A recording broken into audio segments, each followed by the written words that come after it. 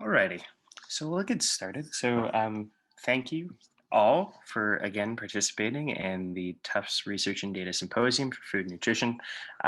It is really our pleasure and privilege to have all of you joining us for this week. We're very excited to announce that we have had just such a rippling effect across the greater nutrition and public health community. We have over 900 registered participants for the event, hailing from over 45 countries. 150 academic institutions, and over 200 private, public, non-governmental, governmental organizations, both here in the US and obviously worldwide. We're just so pleasured and privileged to have you all with us and to really demonstrate the fact that there's this joint goal, regardless of where we are or how different maybe our circumstances are. We're all brought together by this common goal of overcoming challenges and complexities in the nutrition and public health community and working together towards common goals using data and research. So with that, I would love to introduce Dr. Kim Nguyen, who is an epidemiologist at the Centers for Disease Control and Prevention. Dr. Nguyen's research focus is on vaccine hesitancy, vaccination coverage, disparities, as well as survey design and methodology. Her current projects explore COVID-19 vaccination coverage and intention to vaccinate, trends in childhood vaccination delay, and population attributable risk of vaccine hesitancy on non-vaccination. Recent efforts have been directed towards developing and potentially adding questions to national surveys on intent, knowledge, attitudes, and beliefs related to COVID-19 vaccination and COVID-19 vaccination coverage among groups prioritized for early vaccination and persons at high risk for severe health outcomes from COVID-19 illness. With that, I would love to turn it over to Dr. Kim Nguyen and thank her very much for joining us here today. Thank you so much for that introduction. Let me share my slides and I can move forward with this presentation. Okay, can everyone see my slides? Great. So today I'm going to be talking about how we can use data for action during the COVID-19 pandemic. Many of you have seen this figure before. This shows the map of all cases in the US since last year to this year. And right now, there have been over 28 million cases of COVID-19 in the US, with some states who have higher cases than others. There's been over 500,000 deaths as well. This figure shows observed and forecasted weekly COVID-19 cases in the United States. And as you can see, it peaked around after the holidays in December, and the highest number was in January, but has been slowly decreasing since the introduction of the vaccine in mid-December. And as you can see in the red lines, this is the projected cases in the coming weeks, and we can see that there is a decline in cases. And the decrease in cases is due to the vaccine that has been distributed since December 14th of last year. And here we can see that since this data was taken from this morning, there has been almost 55 million individuals who have received one or more doses of the COVID-19 vaccine. This figure shows the map of the US of vaccination coverage, and you can see that many states have more than 20% of adults who have been vaccinated for COVID-19 to date.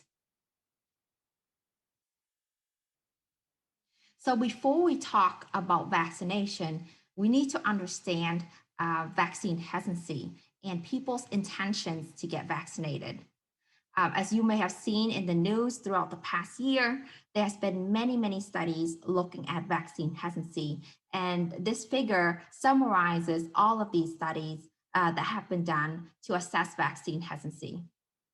And as you can see, vaccine hesitancy was relatively high back in March of last year, and it has steadily declined over the next few months and decreased to its lowest point in September of last year. Due to concerns about the speed of the vaccine developmental process, as well as concerns about safety and side effects. Since September and October of last year, vaccine hesitancy has slightly declined, and vaccine intent has slightly increased, as you can see in this figure.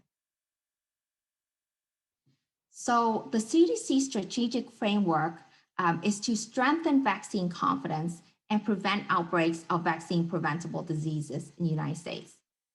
Our strategy, called the Vaccinate with Confidence, will strengthen public trust in vaccines by advancing three key priorities: by protecting communities, empowering families, and stopping myths. So one of the priorities for 2020 and beyond is to leverage diverse data sources to find and protect communities at risk. One of these data sources is the Immunization Information Systems, which is a state-based system to collect and monitor vaccination coverage to identify pockets of need. So for example, using the IIS, we have developed these slides and tables to take a look at COVID-19 vaccination coverage since from December to the present, as well as to look at coverage by sex, age, and race ethnicity, and by state as well, to provide as estimates of coverage, as well as to identify where there might be gaps in coverage. We can also conduct surveys and ask people what they think about vaccine and vaccinations, and also obtain accurate vaccine history from providers. Since early 2020, the CDC has worked on the development of COVID-19 vaccination questions that were added or will be added to national surveys, such as the National Immunization Survey, the Behavioral Risk Factor Surveillance System, the National Health Interview Survey, Internet Panel Surveys, the Pregnancy Risk Assessment Monitoring System, the MDS and MCBS surveys, which are surveys by Medicare and Medicaid, and the Household Pulse Survey, which is run by the US Census. We also developed some COVID-19 intention to vaccinate questions that we added to several surveys. The Ipsos survey, which we fielded in September of last year, and in December of last year, every single month moving forward until the end of this year, as well as the NORC survey, which we started fielding in December and will field every week moving forward until the end of this year. So for today, we will talk about results from the Ipsos, as well as the NORC and the Household Pulse survey, looking at vaccination intent.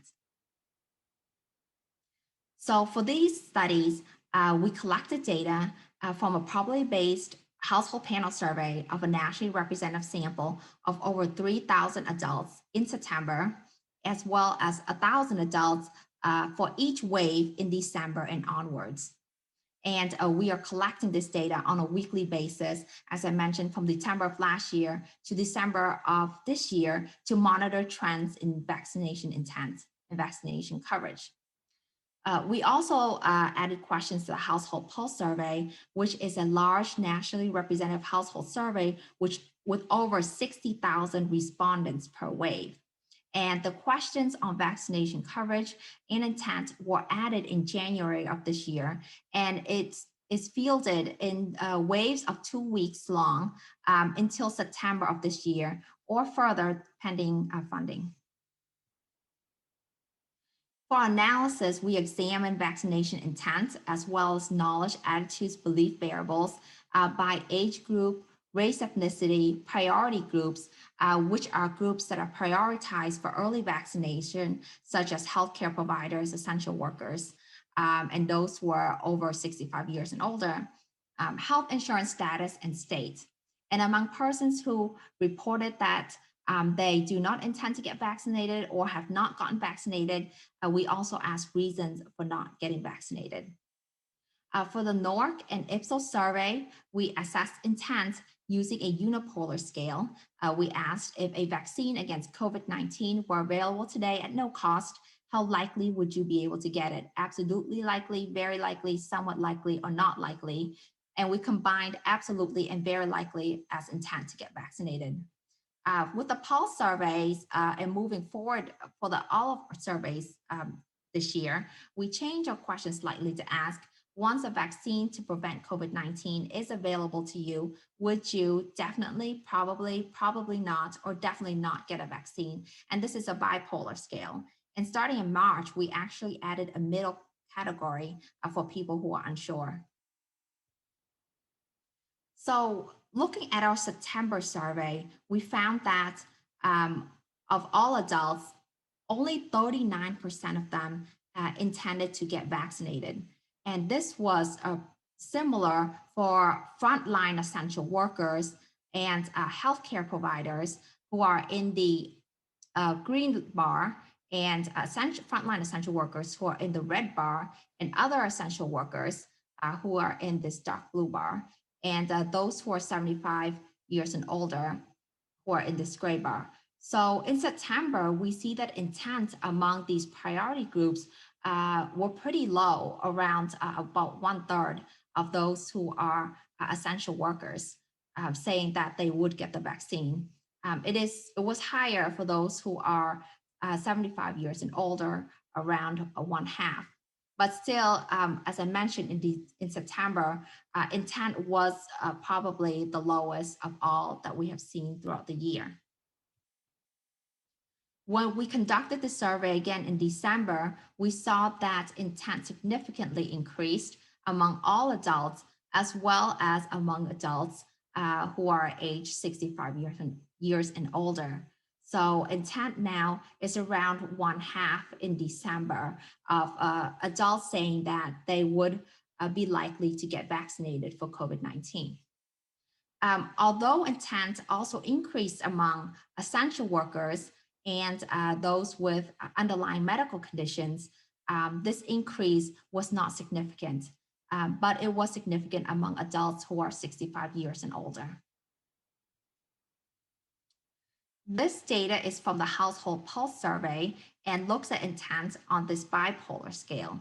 And so we see that those who definitely intend to get vaccinated was around 50%, but around a quarter said that they would probably get vaccinated, and non-intent was much lower, around 10%. When we look at intent by age groups, we see that intent to get vaccinated was lowest among adults who are 18 to 29 years old, and increases with increasing age. And intent was highest among those 65 years and older at around 71%. However, it was only around 40% among 18 to 29-year-olds. When we examine intent by race ethnicity, we see that intent was highest among non-Hispanic Asians and lowest among non-Hispanic Blacks. And this is pretty consistent when we examined this data back in September and December, with not much differences in race ethnicity during this time. And when we looked at intent among those who are insured and those who are not insured, intent to get vaccinated was higher among those who were insured and much lower among those who were not insured. And approximately only 1/3 of people who are not insured said that they definitely plan to get vaccinated. When we examine reasons for not getting vaccinated, we see that the major reason in January of this year was that people were concerned about possible side effects. Over 50% of people said that they were concerned about possible side effects. 1/2 said that they plan to wait and see if it's safe. And about 28% said that they're not getting vaccinated because other people need it more right now. Other reasons that people mentioned in the survey were that they don't know if a vaccine will work. They don't trust the COVID-19 vaccines, or they don't trust the government, or they don't believe they needed a vaccine. And this map examines intent across the US, ranging from 35% to over 70%. And you can see in the dark shaded green states, those states are mentioned that they were not likely, these are the people who have not received a COVID-19 vaccine, but are definitely will once a vaccine is available. And we see the intent is highest among states in the East Coast and states in the West Coast. However, intent is lowest among several states in the Southern region, as well as in several states in the Midwest. So overall, from these results, we see that there is still a very high percentage of the population who do not intend to get vaccinated, citing concerns about safety and side effects. And vaccination intent varied by socioeconomic characteristics, state, as well as priority group. And we see that younger adults, non-Hispanic Black adults, those without health insurance were most likely to report lack of intent to receive a COVID-19 vaccine. And states in the South and Midwest were more likely to have lower intent to get vaccinated. So what can we do when we see this data? We can use data to identify communities of concern. For example, we can identify counties with lagging vaccination coverage. For example, looking at adults 65 years and older. We can characterize these communities of concern in terms of access indicators. For example, whether there are vaccine deserts, which means that areas where there's difficulty in getting access to vaccines, healthcare providers, hospitals, or clinics. We can also look at the social vulnerability index, which examines communities in terms of how vulnerable they are based on the healthcare resources within those communities, the socioeconomic characteristics of those communities, as well as the health disparities in those communities. We can look at equity in those communities, such as I mentioned, racial and ethnic disparities in coverage. We can look at COVID-19 disease transmission rate in those communities, as well as vaccine confidence. We can use survey data to model lack of intent to get vaccinated and apply to the county level sociodemographic characteristics.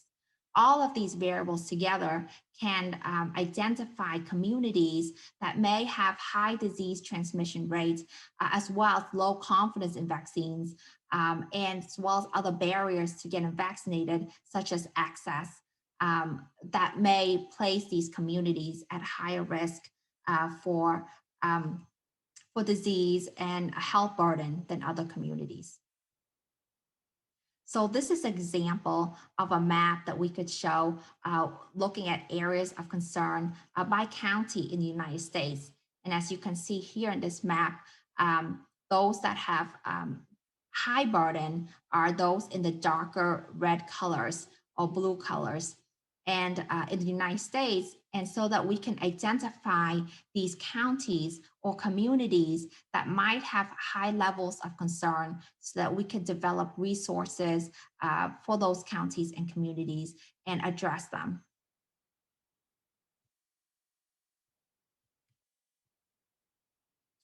I'd like to share with you this pandemic vulnerability index. And this is currently on the CDC website at this time. And for this index, as you can see here, there are shades of various shades of blue and white.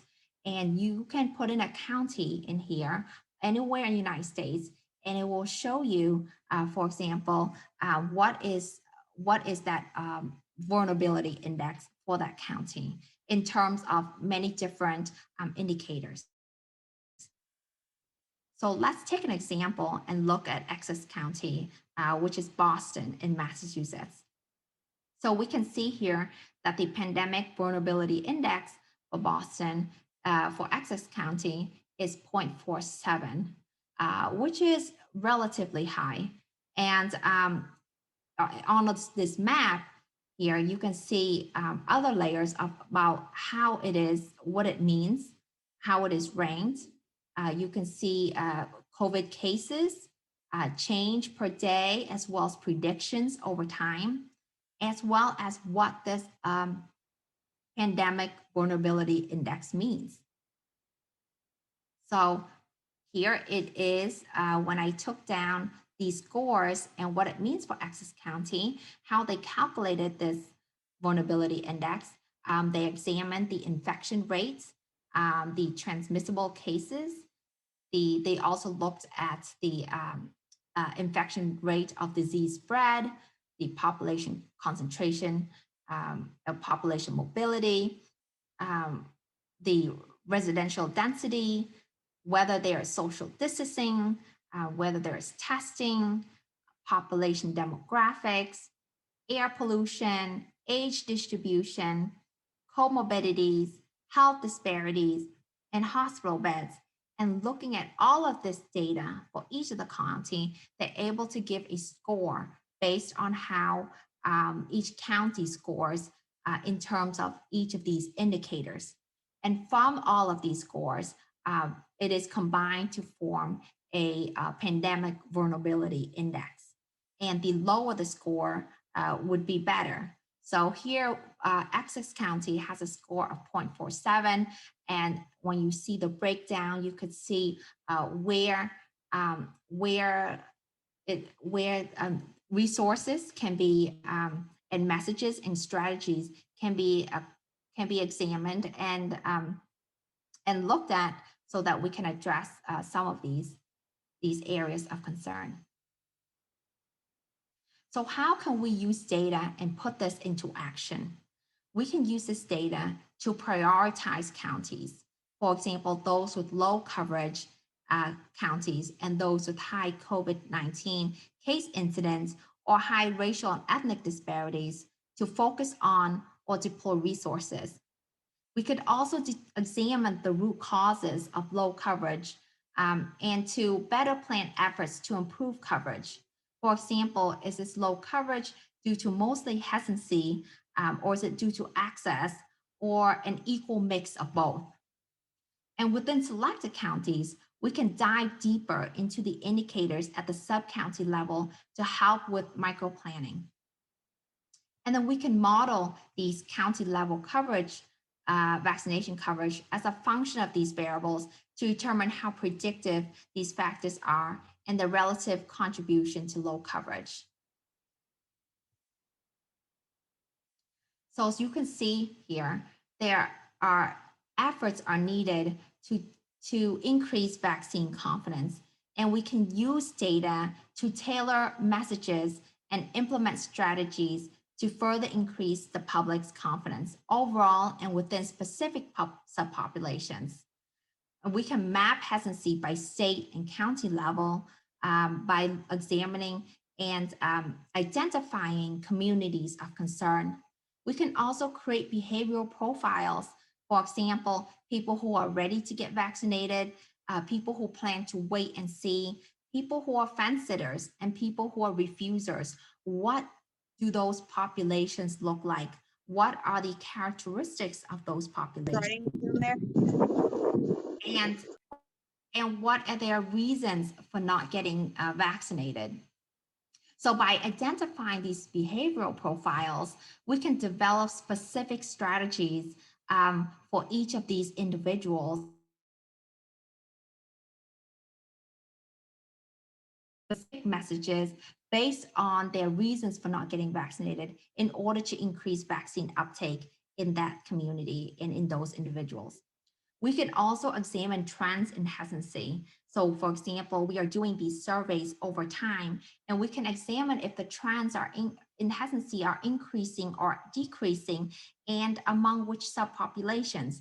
If there are still some subpopulations that have very high hesitancy, we could examine reasons for high hesitancy.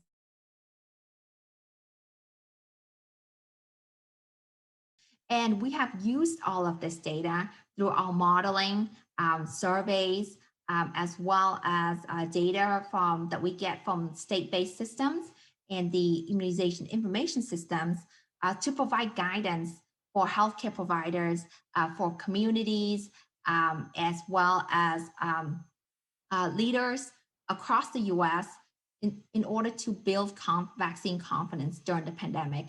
And they are shown here on this link on the CDC website. And you can go on there to see what resources have already been provided based on all this data that we're getting. So the CDC has built a rich website full of data that can be used to look at all of the figures that we've seen today on vaccine COVID cases, COVID deaths, and hospitalizations, as well as vaccinations. And we can pull data from our hesitancy surveys into this to examine the big picture and to see what we can do and where our efforts can be targeted in order to decrease cases as well as hesitancy by increasing vaccination. So thank you so much for listening to my presentation today. And if you have any questions, please let me know. We have several websites where you can find more information about vaccinations. And we are building a website called COVID Vax Views, where we will put all of this data that we're getting into very interactive maps and figures and tables that you can access and view and use that every day in your day-to-day to examine how hesitancy is increasing or decreasing, or what efforts can be done to examine hesitancy each day. So thank you so much. Wonderful. Thank you so much, Kim. Really appreciate it. This has been a very wonderful presentation to be a part of and to see, and obviously quite relevant for what's going on right now. We did have a few questions that came up in the chat, and I do encourage anyone who may have additional questions, please enter them in the chat, and we'll let them come as they enter. But one of the questions was, individuals who are qualified to get the vaccine in areas like Boston face challenges in being able to schedule an appointment to get a vaccine. Are there any trends among people who would take the vaccine but do not because of the burden of scheduling an appointment? Yes, thank you for bringing that up.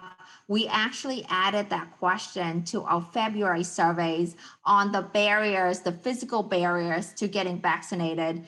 And we have seen that, many people have a lot of barriers in terms of making appointments to getting vaccinated, the waiting times to get vaccinated, how to schedule appointments to get vaccinated, just the logistics of just scheduling for an appointment. So we are aware of those issues, and we're trying to work with communities and the state in order to address this for the future, to see how we can make this process smoother for people to make appointments and get vaccinated. Certainly, yeah. And I can imagine it's also challenging, especially since some of the vaccines require 2 doses, and being able to coordinate that entire process is admittedly quite difficult, I'm sure. One of the other questions that came up when you were bringing up your COVID-19 vulnerability index, how are each of those 12 indicators weighted, and were they weighted equally or differentially? Just a little bit more into the actual nuts and bolts on how that severity scale was created.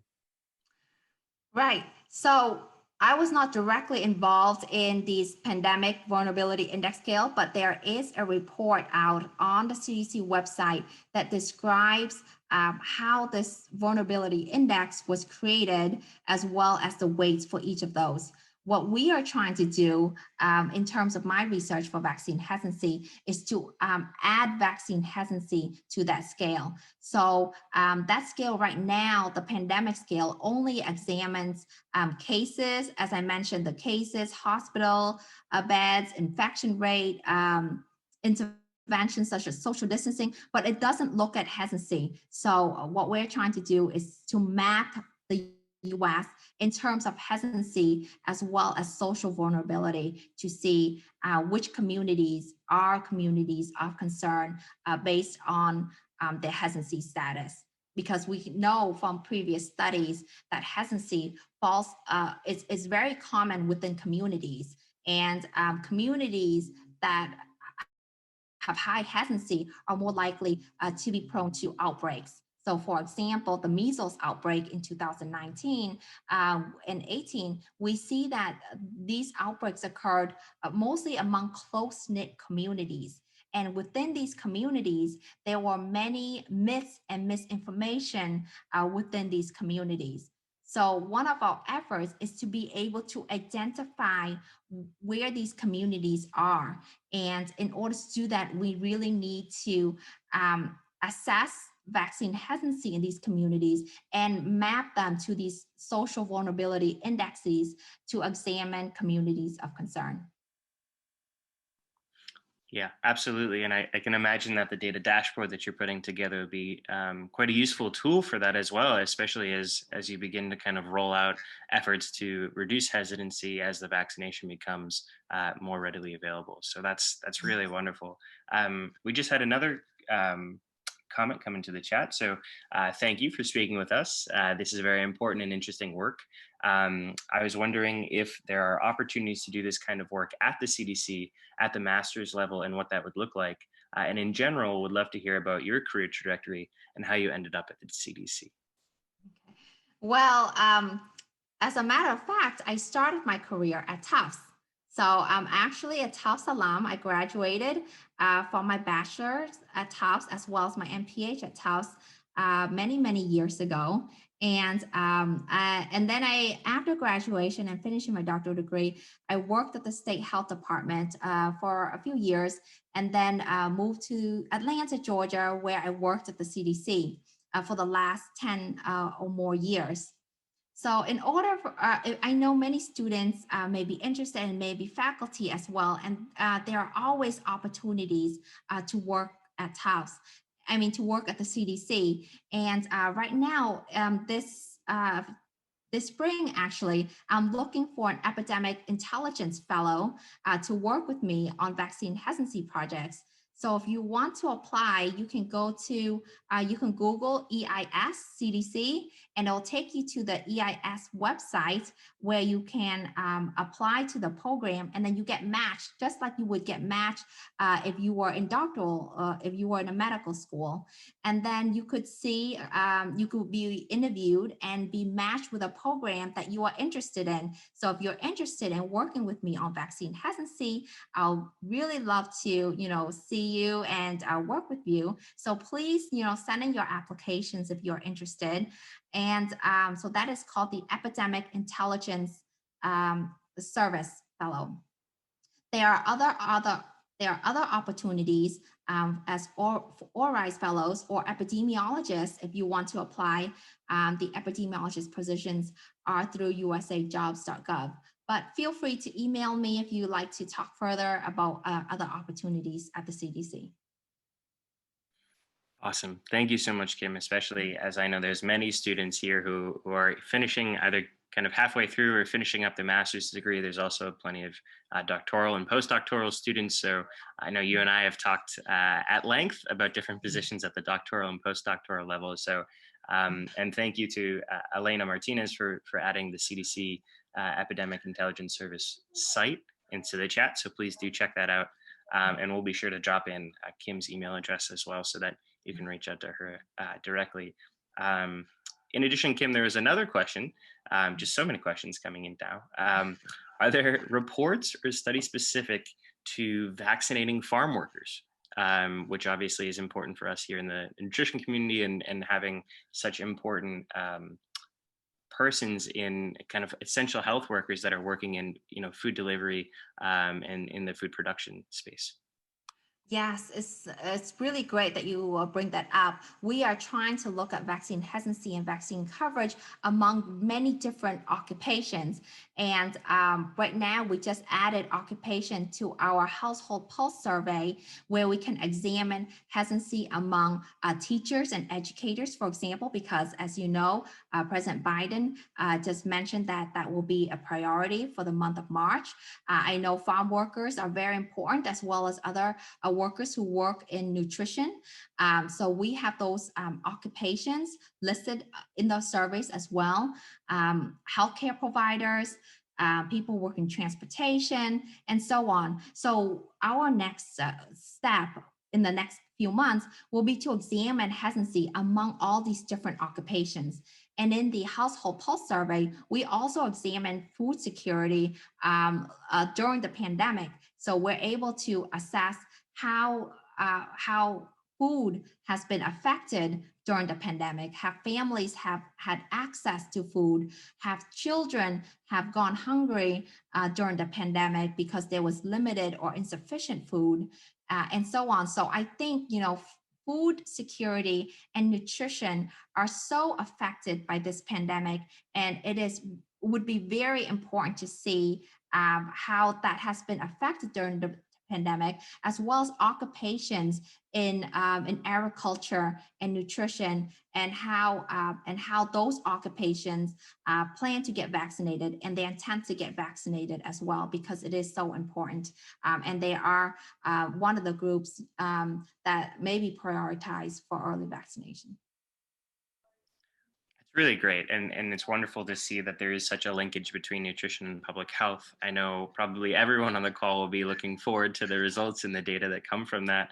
And also, I would advocate to students and young professionals who are out there on the call today, please do reach out. I mean, this is a great opportunity, and kind of the life and soul of the conference is to create these sorts of collaborations and link students with individuals in professional careers to be able to work on data analysis and to kind of work together on these sorts of projects. So really hope you do reach out. We've provided Kim's email in the chat, and obviously our email addresses are on the website for the planning committee. So please do reach out.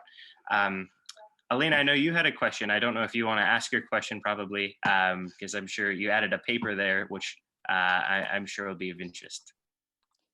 Well, thank you very much.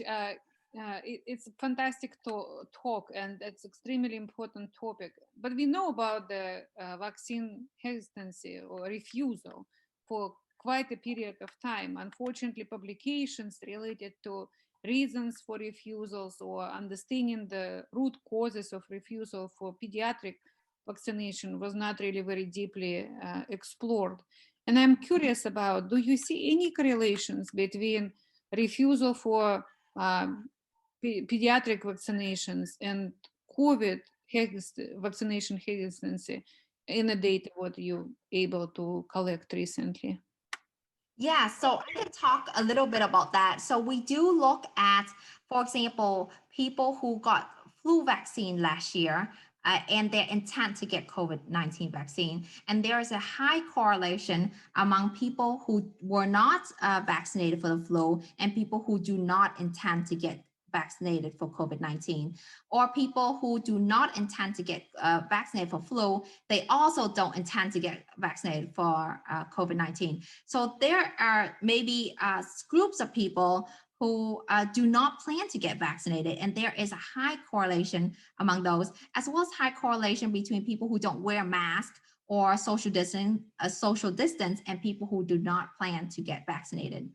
In terms of pediatrics, there has been very few research that has looked at this, particularly because the vaccines for children have not been authorized yet.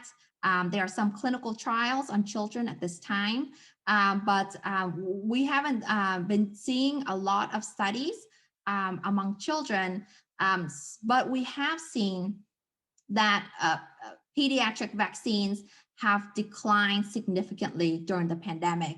And there has been a publication by the CDC that has gone out that shows that physician orders of vaccines have decreased during the pandemic, and we have added questions to our national immunization survey to understand why people have not been taking their children to get vaccinated during the pandemic. Is it due to concerns about getting the COVID-19 disease? Is it due to inability to make appointments because their doctor's office was closed? Or trying to understand those reasons why people did not come to get their appointments. But we have seen a decline in pediatric vaccinations, but what we have not seen or analyzed yet is hesitancy for their children to get vaccinated for COVID-19. So that's something that we haven't studied yet, but it would be very interesting to see, and maybe you or others could get that research started so we can see what those results look like. And I have one more question. Thank you very much. It's very illuminating. And I noticed that when you show the decline, steep decline right now in cases, how you will attribute maybe some portion of this decline related to the decline also in tests performed? So a lot of when we see increases in cases in the beginning of the pandemic, it may be due to the increase in testing and not necessarily increase in infection. However, the declines that we are seeing now is most likely due to the vaccines and immunity, because we have no reason to believe that there is less testing done at this time. However, that could be a contributing factor if we, if there are studies showing that there is less testing done at this time, then it could be a contributing factor to those declines in cases. But as of right now, we are not sure about that. Thank you very much. Thank you. Wonderful. So continue to encourage folks to add questions into the chat. Actually, as we were talking, Kim, I did have a question that came up on my end. When we started talking about vaccination, I immediately jumped to influenza, and I started thinking about, the avian flu epidemic, the swine flu epidemic, and I was just wondering, has there been any research maybe on your end of things that have looked at vaccine hesitancy during COVID-19, and then comparing that to maybe any of the vaccine hesitancy that may have come after either of those larger outbreaks that happened, I guess not recently, but within the past decade or so? Yeah, many people have asked me about COVID-19 vaccine hesitancy compared to other vaccines in general. And we have done many studies looking at general vaccine hesitancy and published some of those studies in previous years. And I was actually working on some of those studies before COVID hit, and now those papers have just all hibernated and I cannot finish them anymore. We are putting out a new survey that is conducted by the National Center for Health Statistics, and we work with them to develop those questions to look at how hesitant are people toward general vaccines, and how hesitant are people specifically toward the COVID-19 vaccine. And so, and those results are expected around April or late of this year. And that's when we'll be able to determine if there is different hesitancy for the general vaccines and compared to the COVID-19 vaccine, and are groups of people who are hesitant different for those who are hesitant toward the general vaccines versus the COVID-19 vaccines. So that's something that is in progress right now as well. And we're also looking in addition to reasons for not getting vaccinated, we're also looking at motivators for getting vaccinated. So there may be reasons why people are getting vaccinated, and it's important to understand what those reasons are for people who are getting vaccinated, so that we can highlight those reasons in our messaging to others to get vaccinated. That's wonderful. Yeah, it's just so interesting to see. And obviously, I think we always talk about vaccine hesitancy, and in that regards, it's always important to kind of have that baseline of, okay, well, how is this different compared to maybe what has happened previously, and the ways that it's evolving. I haven't seen any new chats come in yet, but I'm definitely hoping that folks will ask if they haven't. Otherwise, I can go all day. So I could throw another one in.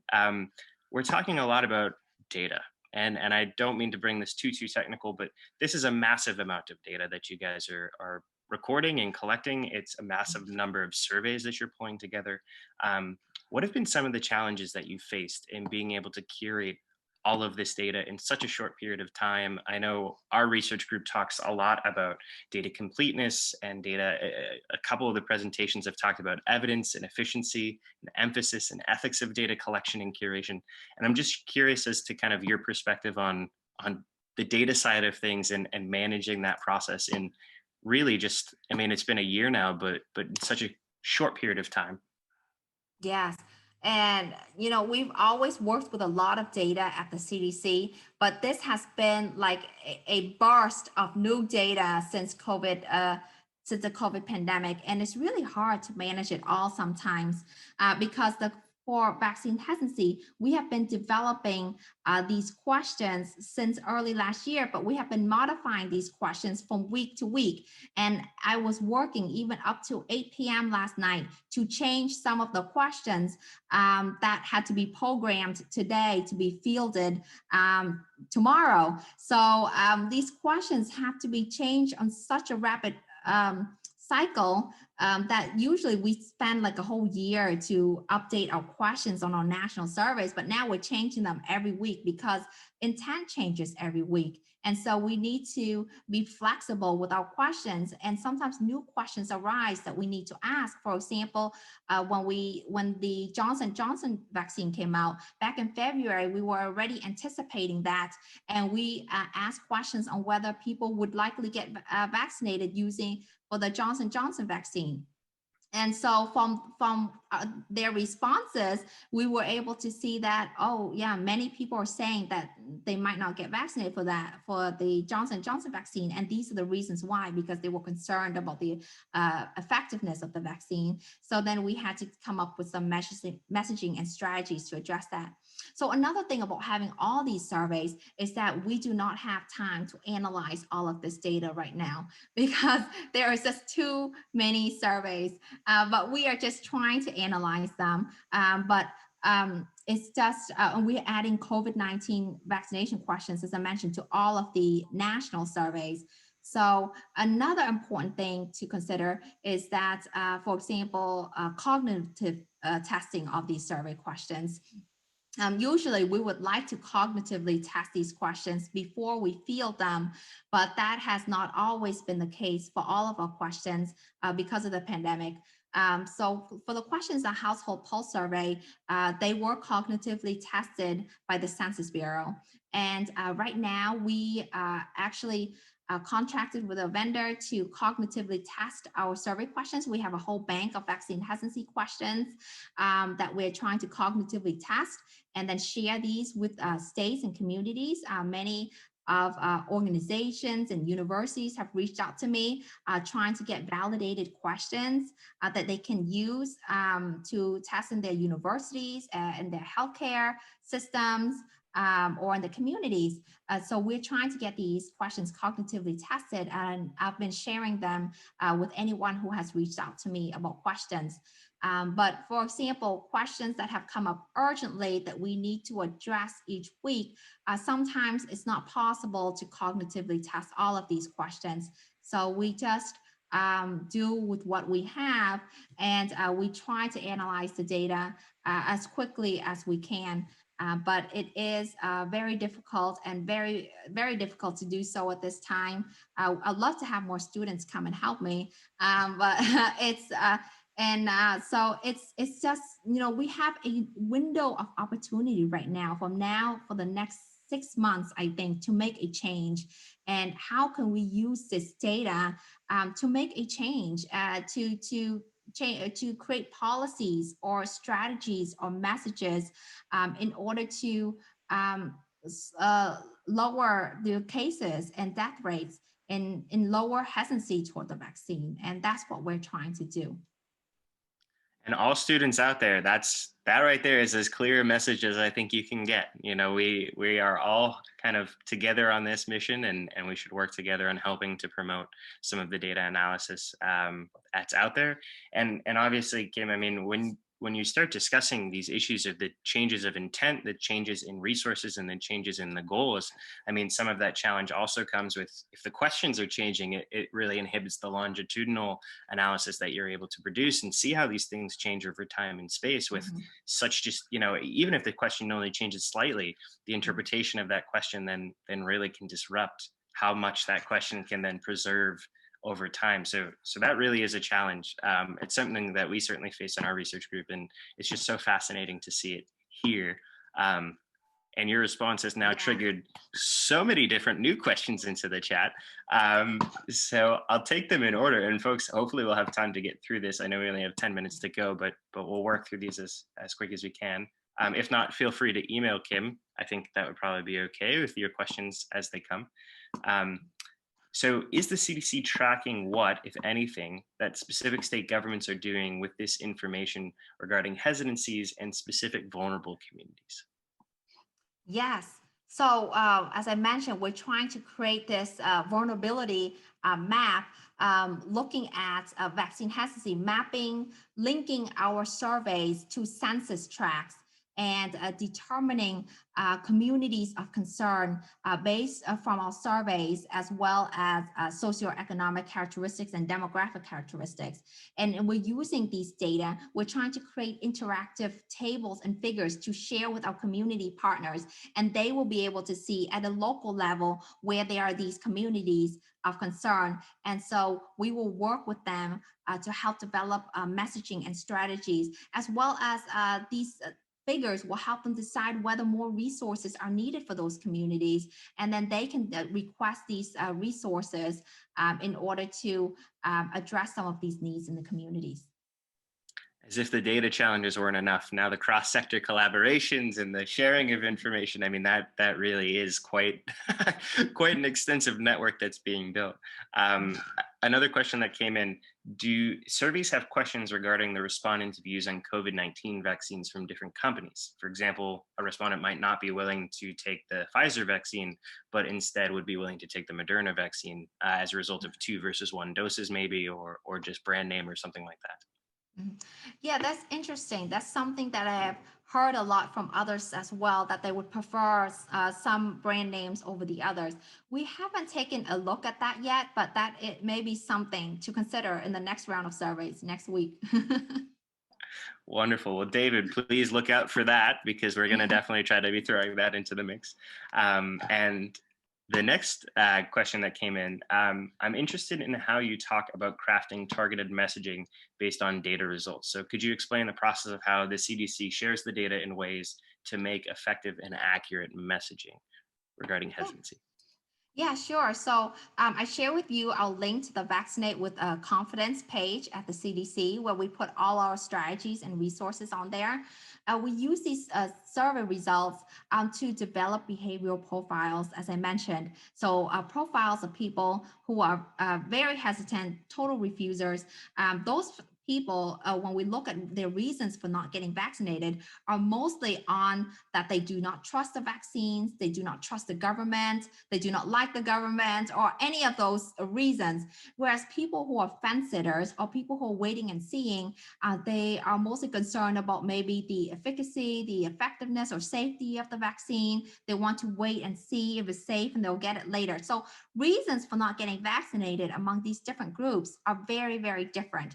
And it's important to develop some behavioral profiles from these data that we're seeing, because we can develop some strategies specific to those communities. So for example, when I was in Rockland County for the measles outbreak, I was sent there to investigate the measles outbreak in 2019.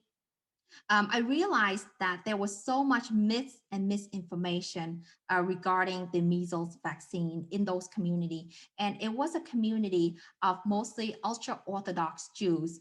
And it was a very close-knit community. And so, and they believe in certain myths and misinformation about the vaccine, causing these side effects or inability, for example, autism or reproductive disorders, for example. So it was important to understand what were their reasons for not getting vaccinated? And then so therefore we can develop a specific messages and work with the state and local governments who will work with healthcare providers to specifically address these concerns from these communities. So what we do is that we address the myths and misinformation, and then we try to find evidence-based facts to counter those myths and misinformation. And then we relay this information through their trusted sources of information, most specifically the healthcare providers or the community leaders. And those are the people who are going to make the change at the local and community level. Amazing. Amazing. Thank you so much, Kim. This really has been extremely eye-opening, extremely enlightening, and extremely informative. I think I can speak on everyone's behalf that this is just such a pleasure and a privilege to have you here today. And I guess as we approach the last few minutes, maybe just a 1 minute parting words, Kim, in your own words, kind of the direction, the next steps. What do you see as, a 1 minute overview of where are we going, where should we go, and what needs to happen, especially as now you have a group of researchers here with you to kind of help fight the storm, if we will. Mm-hmm. So I see right now as a pivotal moment in history where you can actually make a difference and make a change in the pandemic. And students now are so lucky to see this happening in real life. And when I was a student, I couldn't understand what data could be used for and why it is important and useful. But now students, I think, can really appreciate the data and how it can be used. And as you can see, there is so much data that we are collecting, and it's important to be able to analyze this data, to answer important questions, to change policy, to make a difference, and to end this pandemic. And we can use data to end the pandemic. And that's what I want to convey with students, is the importance of using data to end this pandemic. And students now can go out and find these data all over the web, on the CDC webpage or other websites, and find solutions. Maybe they will be able to identify things that we have not seen before, or analyze things that we have not analyzed before, because there's just so much to do right now. And now there's this window of time in order to make this difference. So I really encourage students to go out there and do as much as they can to help in this fight against the pandemic. With that, I just want to again thank you so much for coming here today, and it just really has been a pleasure. I think I'm going to turn it over to Elena, who I think has just a few quick remarks. But thank you so much, Kim, for coming, and we really do appreciate you coming here today and that wonderful message. So I would just only join Ryan and a lot of people who are on a call.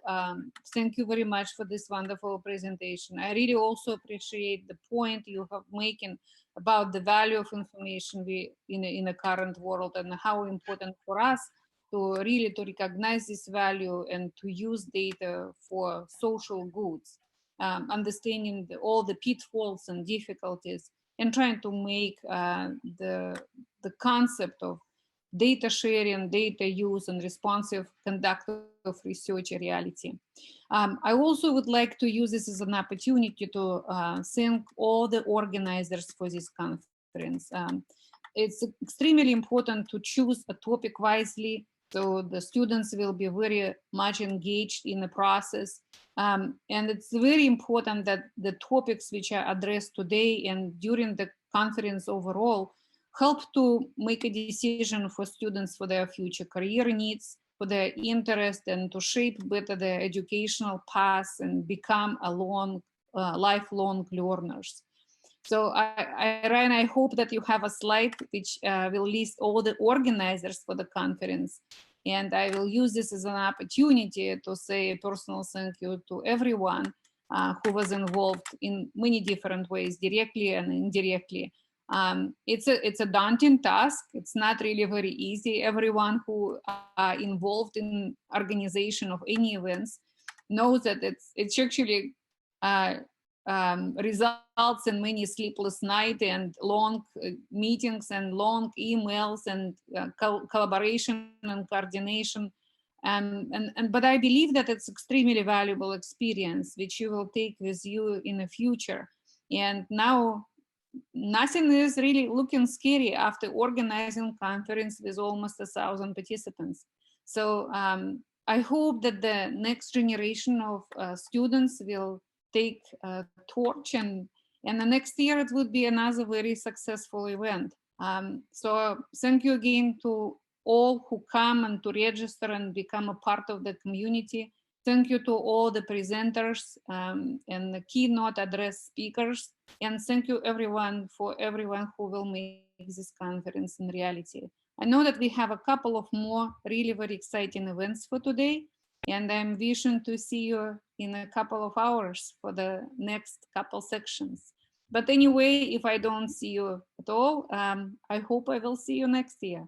Thank you again. Thank you again for having me.